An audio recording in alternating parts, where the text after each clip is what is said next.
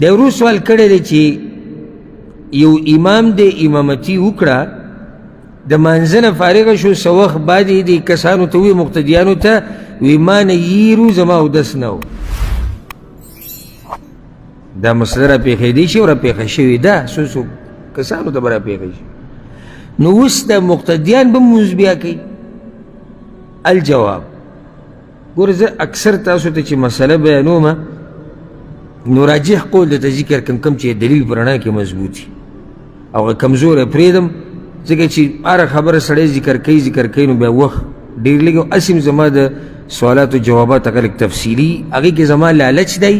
چې زه تاسو ته زیات نه زیاتې مسلې بیان کړم لکه اوس دې ورور دا تپوس کړی چې مقیم مسافر پسې مونځ ما تاسو ته داسې ویلی شو چې مونځ به پوره کوي او خبره ختمه شوې ده خو نه دلیل حکمت او د دې په شان بله مسله دا صرف دې دپاره چې ستاسو علم کې اضافه راشي او تاسو فایده وایي ځکه چې دلته ناست دې دپاره نه یم چې د ډېرو سوالونو جواب وکړم زه ناست دې ته یم که زه یوه خبره م بیانوم خو چې تاسو پې څه شئ پوه شئ ها نو دا ورور وایي چې اوس به دا خلک څه کوي الجواب چې څوک یو چاله امامتي ورکړي او بیا هغه ته وروسته پته ولګي چې زما اودس نه و نو د مقتدیانو مونځ صحیح دی د مقتدیانو مونځ صحیح دی حدیث کې هم راځي پیغمبر صلی الله علیه وسلم د هغه ائمو باره کې خبره کړې ده چې د هغوی مونځونه ګډوډ دي نو پیغمبر صلی الله علیه وسلم وایي هغه په هغوی وبال شو او ستاسو مونځونه وشو د امام مونځ باطل شو ولې باطل شو